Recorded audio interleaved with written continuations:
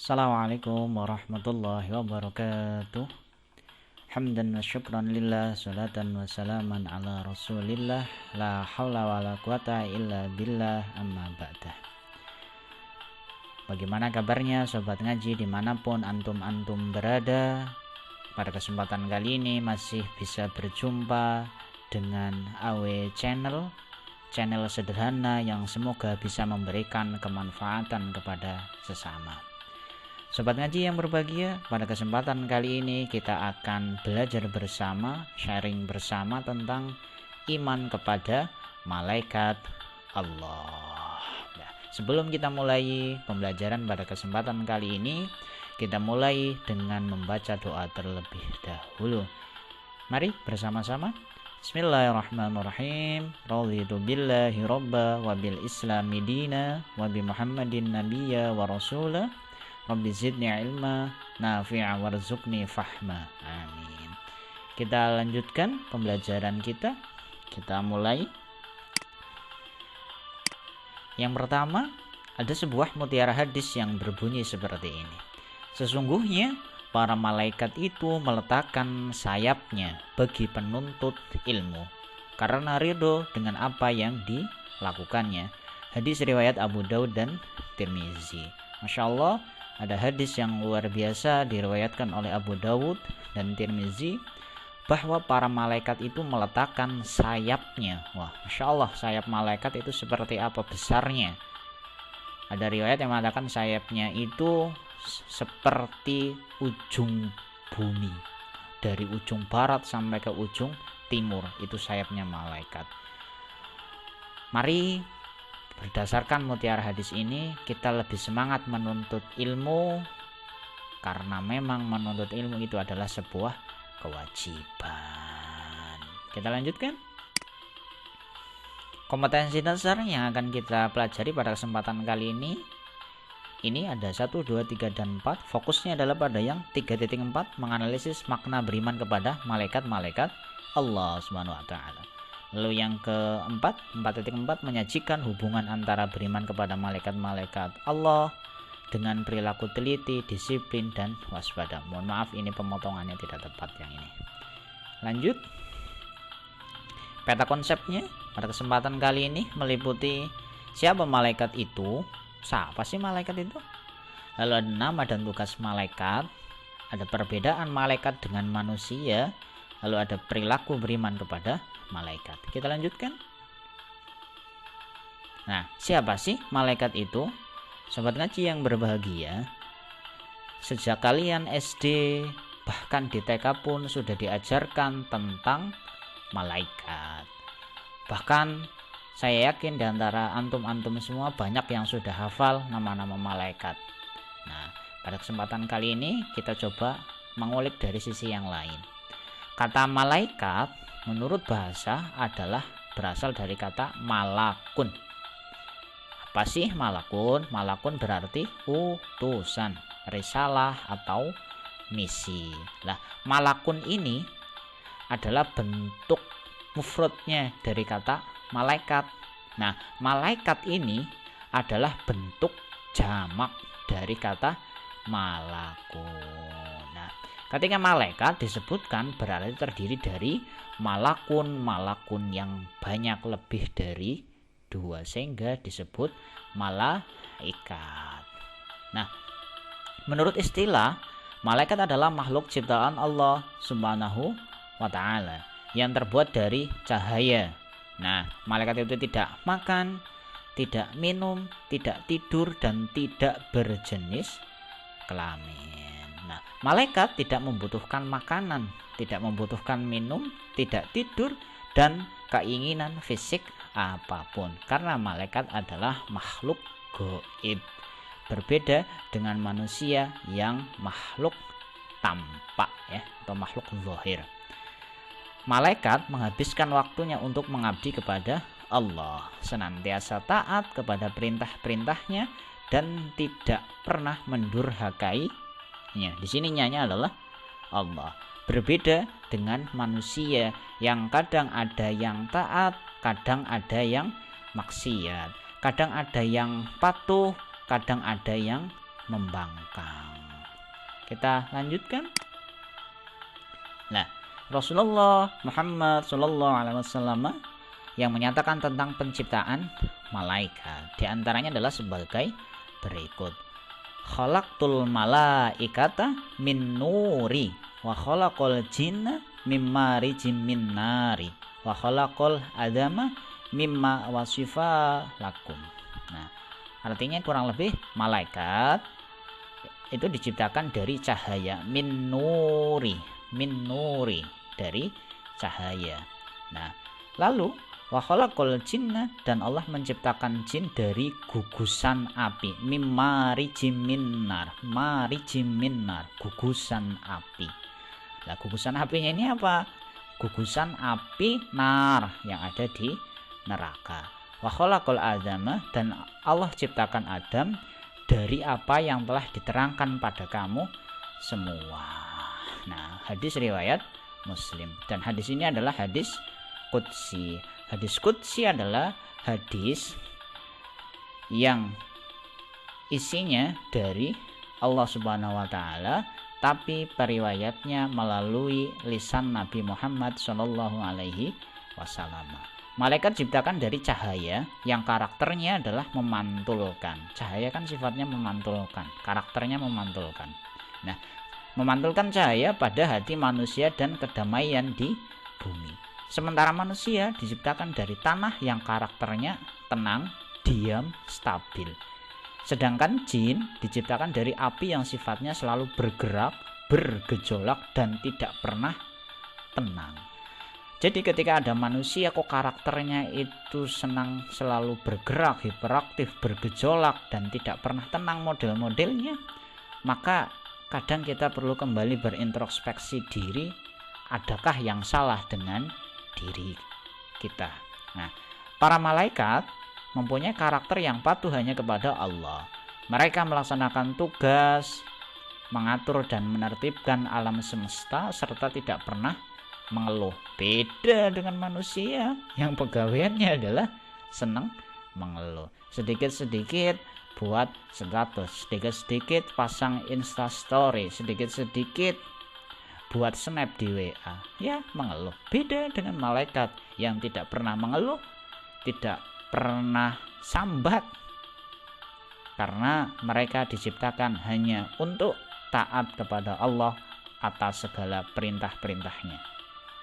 Nah, malaikat senantiasa melaksanakan perbuatan-perbuatan yang sesuai dengan kehendaknya, maksudnya kehendak Allah, dan tidak pernah melakukan perbuatan di luar kehendak Allah. Next. Nah, lalu apa sih makna beriman kepada Allah? Makna beriman kepada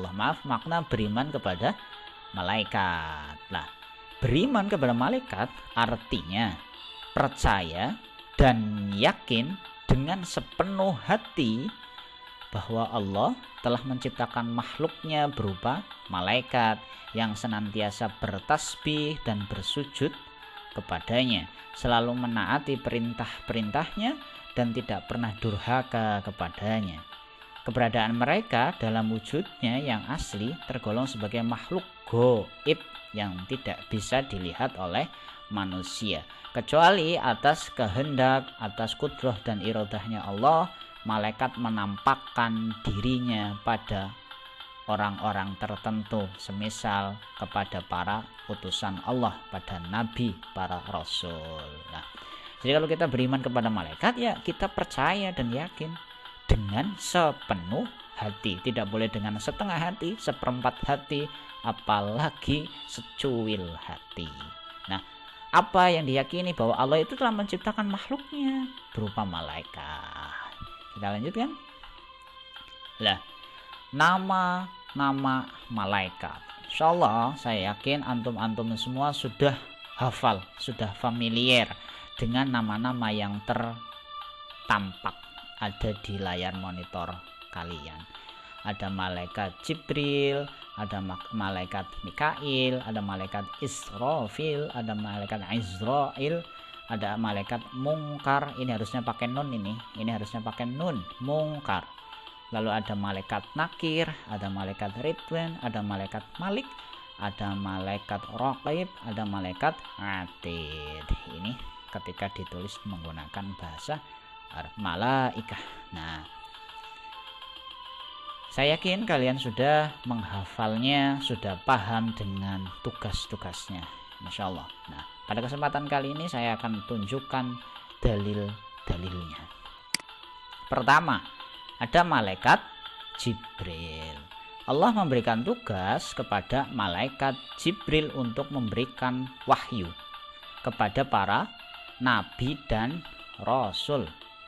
Ketika wahyu telah terhenti, berarti pada saat ini ketika Nabi Muhammad itu telah wafat, telah meninggal dunia, maka wahyu itu secara otomatis terhenti karena Nabi Muhammad adalah nabi terakhir, khataman nabiyya wal mursalin. Nah, sekarang apa tugas Jibril? Tugas Jibril adalah memberikan ilham kepada orang-orang soleh, orang-orang soleh yang dikehendaki oleh Allah Subhanahu wa ta'ala. Jadi tidak betul ketika ada orang mengatakan saya telah memperoleh wahyu. Wahyu dalam konteks syariat itu hanya diperuntukkan kepada para nabi dan utusan Allah. Ketika ada sesuatu yang diberikan kepada orang-orang yang soleh, pengetahuan misalnya, itu namanya ilham. Ini ada dalilnya dari surat Al-Baqarah ayat yang ke-97. Qul man kana aduwwan li Jibril fa innahu nazzalahu ala qalbika biidznillah musaddiqan lima baina yadayhi wa huda wa busyra lil mu'minin. Telah menurunkannya, berarti ini Al-Qur'an, ke dalam hatimu dengan seizin Allah, membenarkan apa kitab-kitab yang sebelumnya. Artinya kitab-kitab yang sebelumnya diturunkan kepada para nabi dan rasul, dan menjadi petunjuk serta berita gembira bagi orang-orang yang beriman. Di sini ada kata Jibril. Lanjut. Lalu malaikat yang kedua ada Mikail. Malaikat bertugas mengatur kesejahteraan makhluk, menurunkan rezeki kepada semua makhluk yang tersebar di alam semesta ini. Jadi rezeki yang kita peroleh, rezeki yang kita dapatkan setiap hari, makanan yang kita peroleh melalui usaha kita, pada dasarnya yang mengatur adalah malaikat Mikail atas perintah Allah Subhanahu wa ta'ala. Mangkana aduwa lillahi wa malaikatihi wa rusulihi wa jibrila wa mikala fa innallaha aduwwul lil kafirin. Barang siapa yang menjadi musuh Allah, malaikat-malaikatnya, rasul-rasulnya, Jibril dan Mikail, maka sesungguhnya Allah adalah musuh orang-orang kafir. Jadi kalau orang kafir itu yang musuh-musuhnya Allah. Next. Lalu ada malaikat Israfil. Malaikat Israfil menugaskan kepada Allah menugaskan kepada malaikat Israfil untuk meniup sangkakala pada hari kiamat, yaitu saat meletusnya kiamat kubro sehingga dibangkitkannya manusia menuju alam mahsyar. Jadi malaikat Israfil ini nanti pada saatnya itu akan meniupkan sangkakalanya. Nah, kalau sangkakala dipahami secara gampangannya adalah trompet. Nah, yang saya takutkan ketika tahun baru seperti kebiasaan orang-orang itu meniup trompet pada tahun baru, yang meniup trompet malaikat Israfil, kan luput langsung dah kiamat kubro. Semoga kita sebagai orang-orang yang beriman tidak menjumpai kiamat kubro. Amin amin ya rabbal alamin. Ini dalilnya. Wa nufikha fis suri faidahum minal azdasi ila rabbihim yang silun. Dan ditiuplah sangkakala, maka tiba-tiba mereka keluar dengan segera dari kuburnya menuju kepada Allah, menuju padang mahsyar. Quran surat Yasin ayat yang ke-51. Lalu ada malaikat Azrail. Nah, ini malaikat sing paling serem di antara malaikat-malaikat yang lain, yang saya jamin ketika kalian adalah orang Islam paling takut adalah nanti ketika berjumpa dengan malaikat Azrail. Malaikat Israel disebut juga malaikat maut, bertugas sebagai pencabut nyawa manusia dan semua makhluk yang bernyawa di alam ini. Jadi nanti kalau ada orang meninggal dunia, maka yang mencabut nyawanya adalah malaikat Israel. Ada hewan yang meninggal, maka yang mencabut adalah malaikat Israel dan semua makhluk hidup yang ada di alam raya ini. Ini dalilnya alladzina tawaffahumul malaikatu tayyibina yaquluna salamun alaikum udkhulul jannata bima kuntum ta'malun.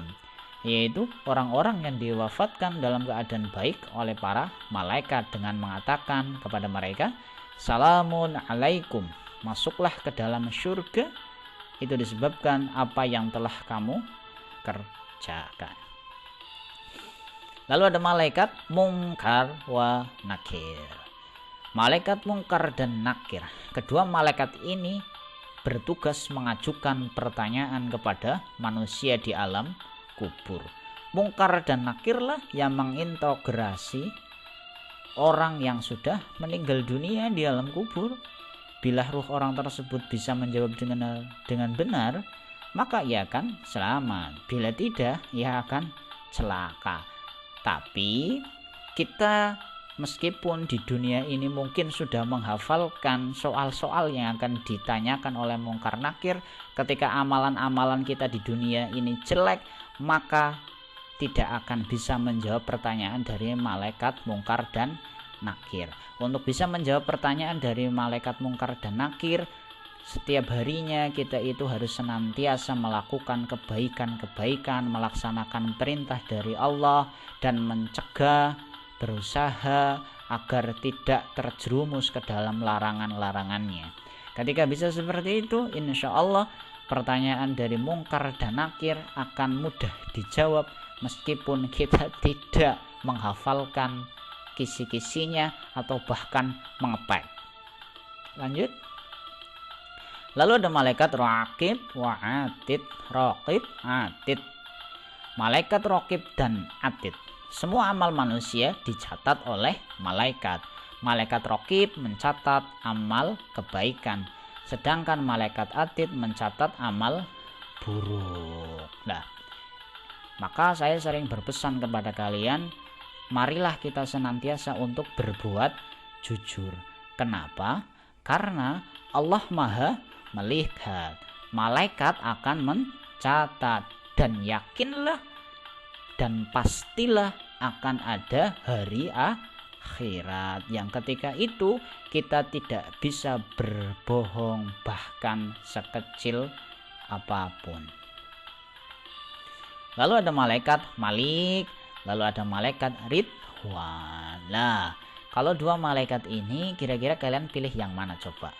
Ataukah ingin berjumpa dengan malaikat Malik atau pengen berjumpa dengan malaikat Ridwan? Kalau saya sendiri, Pak Awi, pengen ya semoga Pak Awi beserta segenap murid-muridnya, beserta segenap siswa-siswanya dipertemukan dengan malaikat Ridwan. Amin amin ya robbal alamin.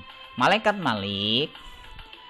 Malik disebut juga malaikat Zabaniyah. Allah memberikan tugas kepada malaikat Malik untuk menjaga neraka dan memimpin para malaikat menyiksa penghuni neraka. Berarti malaikat Malik adalah komandannya neraka. Serem bro, jangan coba-coba masuk ke dalam neraka. Kita akan gak ada kuat ya, kita gak mungkin kuat di dalam neraka. Ketika cuacanya panas saja seperti ini, katakanlah misalkan sampai 35 derajat saja kita sudah kepanasan luar biasa.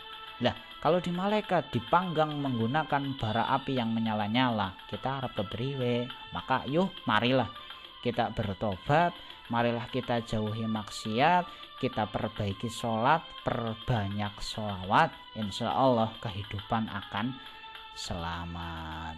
Lalu ada malaikat Ridwan.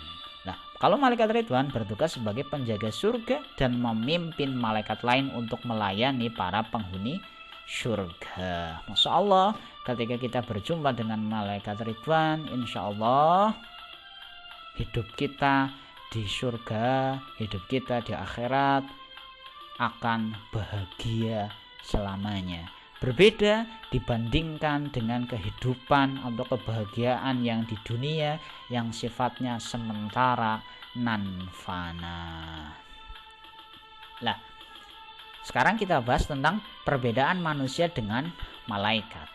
Manusia dengan malaikat sudah pasti berbeda. Kita telah paham bahwa pengetahuan kita tentang malaikat hanyalah berdasar pada dalil wahyu. Maka wahyu jugalah yang menjelaskan kepada kita bagaimana sifat-sifat yang dimiliki malaikat yang membedakan mereka dengan makhluk yang lainnya. Sebagai makhluk ciptaan Allah, manusia memiliki perbedaan dengan malaikat pasti. Perbedaan tersebut dapat dilihat dari beberapa aspek. Pertama, sifat-sifatnya. Manusia itu makhluk zahir, tampak, bisa dilihat, ana sing ganteng, ana sing ora patia ganteng, ana sing ayu, ana sing ora patia ayu. Tapi pada dasarnya semua ganteng dan semua ayu karena ciptaan zat yang maha indah dan mencintai keindahan. Lalu yang kedua, sedangkan malaikat dalam bentuk aslinya merupakan makhluk gaib yang tidak bisa dilihat kecuali pada kesempatan-kesempatan tertentu dan kepada orang-orang tertentu. Lalu manusia ada yang taat dan durhaka kepada Allah. Nah, coba kalau antum masuk yang taat atau yang durhaka? Semoga kita masuk yang taat. Amin amin ya rabbal alamin. Sedangkan malaikat semuanya taat, berbakti dan bertakwa kepada Allah. Lah, bedalah dengan kita. Secara keumuman, manusia mempunyai jenis kelamin, ada laki-laki, ada perempuan, dan kadang ada yang menyalahi takdirnya jadi banci-bancian, menikah dan berkembang biak, menikah ya dan berkembang biak, tapi juga kadang ada yang jomblo. Ya, jomblo, tapi jomblo belum tentu tidak menikah, tinggal tunggu waktunya saja. Nah, sedangkan malaikat tidak memiliki jenis kelamin, tidak memiliki nafsu dan tidak berkembang biak. Kalau malaikat disodori perempuan yang cantik, tentu ya tidak akan respon, tidak akan ada nafsunya sama sekali karena malaikat tidak memiliki nafsu. Berbeda dengan jin. Kalau jin memiliki nafsu. Malaikat senantiasa takut kepada Allah dan selalu menaati perintah-perintahnya. Kalau ini kan senantiasa. Kalau kita kan kadang taat, kadang maksiat, kadang sholat, kadang ya tidak sholat, kadang baca Quran, kadang baca Quran. Ya begitulah kita. Nah, lalu kalau tugas dan kewajibannya, manusia ditugaskan Allah untuk menjadi khalifah di bumi dengan segala tugas dan kewajibannya yang beraneka ragam. Sedangkan malaikat diciptakan oleh Allah dengan tugasnya yang khusus, seperti menurunkan wahyu, membagi rezeki, meniup sangkakala, mencabut nyawa, mencatat amal, menanya manusia dalam kubur, menjaga surga dan menjaga neraka, dan lain-lain. Oh ya, terkait malaikat yang kita ketahui, yang wajib kita ketahui itu jumlahnya cuma 10. Tapi jangan kalian pikirkan bahwa semua malaikat itu cuma ada 10. Karena malaikat itu ada ribuan jumlahnya dan hanya Allah yang tahu pasti jumlahnya secara pasti. Lalu derajat dan kedudukannya. Secara umum manusia memiliki derajat dan kedudukan yang lebih mulia daripada makhluk-makhluk Allah yang lain, bahkan dari malaikat sekalipun. Hal ini karena berbagai kelebihan dan tugas yang diemban Allah kepadanya. Kemuliaan manusia yang lebih daripada malaikat ditegaskan dengan bukti bahwa Allah menyuruh kepada malaikat untuk sujud. Sujud kepada siapa kala itu? Sujud kepada Nabi Adam. Setelah Nabi Adam menjelaskan ilmu yang diajarkan oleh Allah Subhanahu wa ta'ala. Jadi pada awal mulanya manusia itu kedudukannya lebih mulia daripada malaikat. Tapi ketika manusianya ini terjerumus ke dalam lubang kehinaan, terjerumus dalam kubangan maksiat, maka kedudukannya bisa jauh lebih rendah daripada malaikat, bahkan jauh lebih rendah daripada iblis yang suka membangkang. Nah, perilaku yang perlu kita tunjukkan yang merupakan cerminan dari beriman kepada malaikat. Misalkan, selalu berhati-hati dengan mempertimbangkan suara hati yang baik, karena ada malaikat Jibril yang selalu mengawal manusia dengan wahyu dan ilmu. Lalu ada selalu optimis dalam mencari penghidupan karena yakin ada malaikat Mikail yang membagi rezeki kepada manusia. Dan seterusnya perilaku beriman kepada malaikat yang bisa antum baca sendiri dalam layar antum, bisa kalian screenshot, bisa kalian pahami.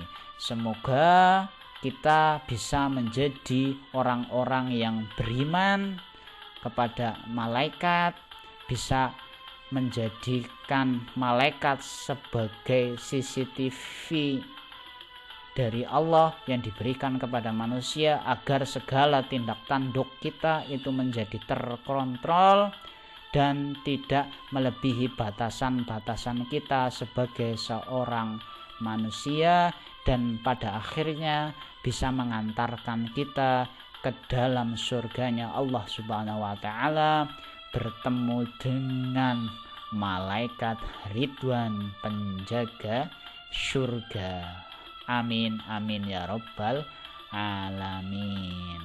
Demikian penjelasan materi singkat pada kesempatan kali ini. Semoga ada manfaatnya. Segala macam kekurangan mohon dimaafkan. Jangan lupa bagi yang berkenan silahkan subscribe AW channel. Semoga dengan subscribe dari kalian, dari antum-antum semua, menambah AW channel untuk semakin giat berbagi informasi, berbagi ilmu pengetahuan kepada sesama. Amin amin ya rabbal alamin. Barakallahu fikum. Semoga bermanfaat. Hadanallahu wa iyyakum ajma'in. Summa assalamualaikum warahmatullahi wabarakatuh.